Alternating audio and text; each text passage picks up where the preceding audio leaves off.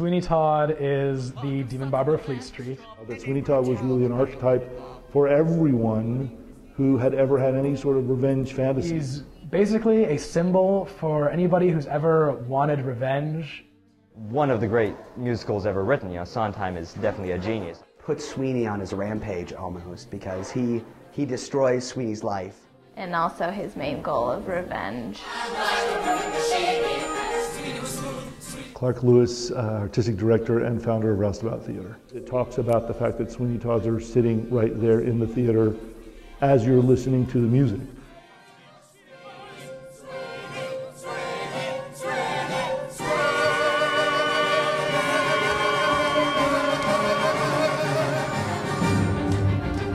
Attend the tale of Sweeney Todd. Attend the tale of Sweeney Todd. He served a dark and a vengeful God. What happened then? Well, that's the play, and he wouldn't want us to give it away. Not Sweeney. Not Sweeney Todd. The demon lover of Fleet Street.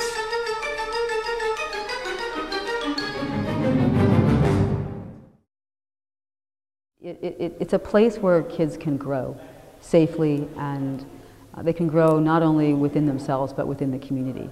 And a cast represents a small community. My name is Ezra Hernandez. I live in Santa Rosa. He's basically a symbol for anybody who's ever wanted revenge but never done it. He's basically he's mankind's revenge needs embodied in one man. Finished. All right, you, sir, how about a shave? Come and visit your good friend Sweeney. You, sir, too, sir, welcome to the grave. I will have vengeance.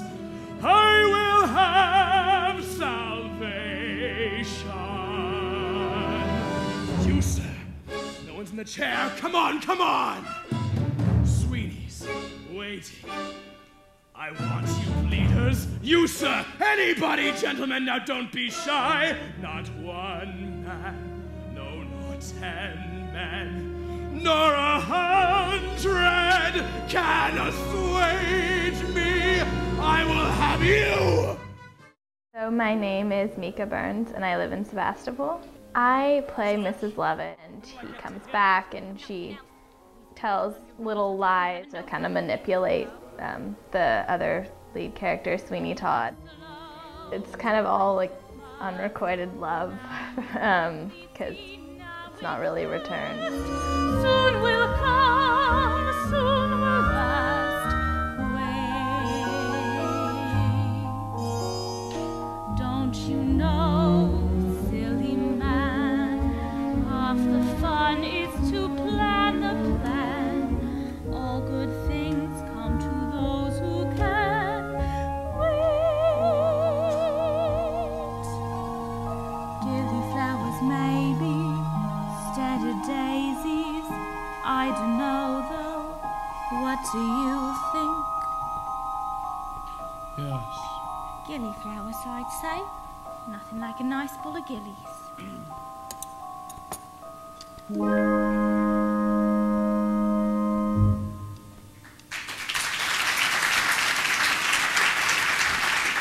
She is running a bakery that sells terrible pies, and she figures that maybe if she puts the people that he kills in the pies, her business might increase. And she does, and it does. But him, what are we going to do about him? Later on, when it's dark, we'll take him to some secret place and bury him there. Well, we could do that.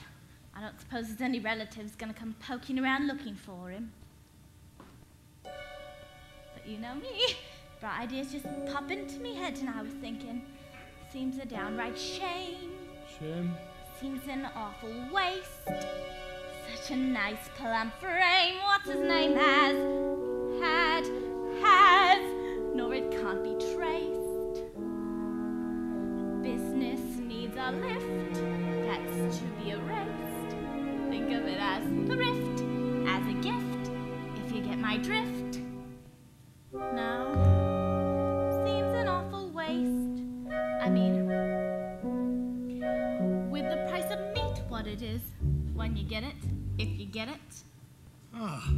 Good you got it. Take for instance Mrs. Looney and her pie shop.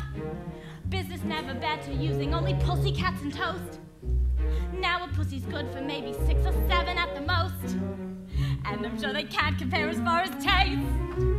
Mrs. Lovett, what a charming notion. Eminently it does practical and seem yet a appropriate waste. as always. Mrs. An Lovett, idea. how I've lived without you all these years, I'll never know how Think about it. Lots of other kids will soon becoming more Also ashamed. undetectable, What they think how of choice, all their how rare. eyes. Oh, what's the sound of the world out there? What, Mr. Todd, what, Mr. Todd, what is that sound? Those crunching noises pervading the air. Yes, Mr. Todd, yes, all around. It's man devouring man, my dear. And who are we to deny it in here?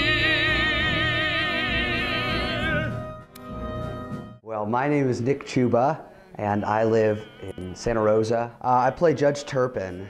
He destroys Sweeney's life for his own advantage. I mean, that is his drive, the whole story. That's really all he wants, the daughter of Sweeney. Sweeney comes back to get him for that, to get revenge for that.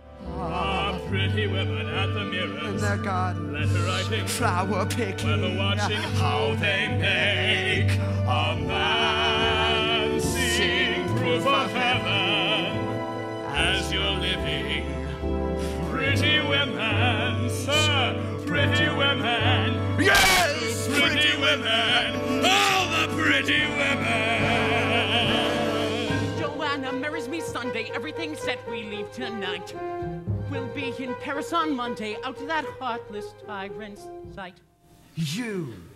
My name's Tyler Bertoloni, and I live in Windsor. In Sweeney Todd, I play Anthony Hope, who is kind of the romantic hero of the story.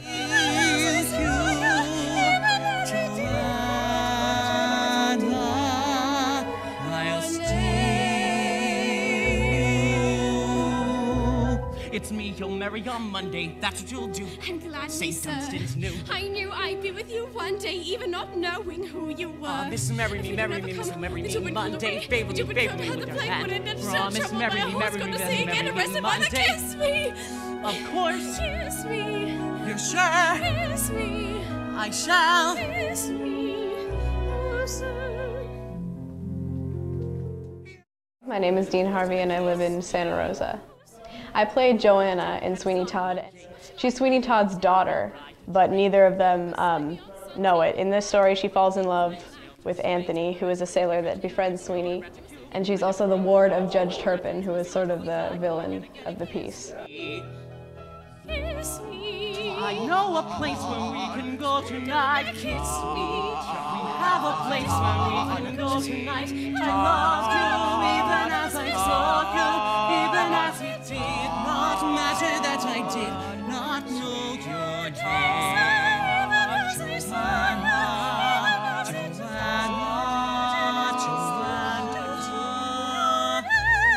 Anthony.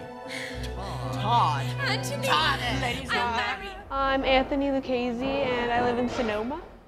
I'm Toby, or Tobias, and he ends up like close to Mrs. Lovett, who then he helps her at the pie shop, then gets betrayed and ends up killing Sweeney Todd.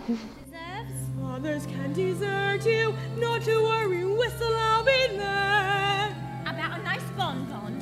Demons will charm you with a smile for a while, but in time, nothing can harm you, not while I'm around. All right, I'm Gabriel Stevens and I live in Sebastopol. In Sweeney Todd, I play the Beadle, and I'm also, in some songs, part of the company.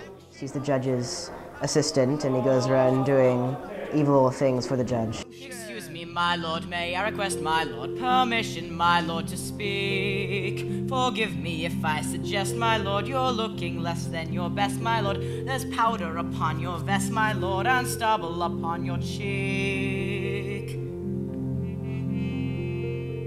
And ladies, my lord, are weak. I'm Zane Walters. I'm from Santa Rosa. I play Pirelli. He appears to be a flashy Italian barber. We find a little bit more about Pirelli and find out he's not exactly who he claims to be.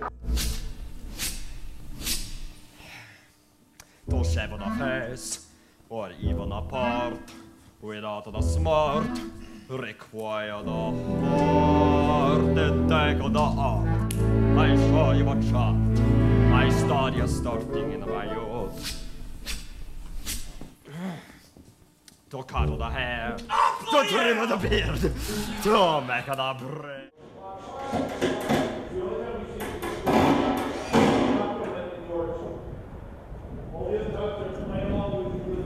Yes, is that even when you're doing it, you've got to work really hard. There's other music that once you know it, you can kind of sing it in your sleep and get through it. This stuff you can't. Okay, there's a reason this is a difficult show. Nobody's kidding about that. Here we go. One more time. Going on this time. That's in the grass. Okay, right there. So 1, 2, 1, 2. Sitting on. For me, the biggest role is to look at the piece and find out how we can do that in a way that acknowledges and uses best the talent that we have in the cast and our staff, and that will bring that story to this audience at this time in a way that's interesting and dramatic and exciting. Sing it as 2 half notes. And I think we really try to run an environment that says, if you put in the effort and you really want to do it, we will absolutely help you get there as City on 5. It's got to be always the same way every time. Sweeney Todd. That Sweeney Todd was really an archetype for everyone who had ever had any sort of revenge fantasy. So I just thought, what is it that we could put on stage that would show that this person has never really gone away? That, I mean, it's really in the text of the show that it talks about the fact that Sweeney Todds are sitting right there in the theater as you're listening to the music. And they can talk about this in ways that are probably a little more terrifying for the audience than we would want to think about if we were just watching the musical just without anything interpolated into it.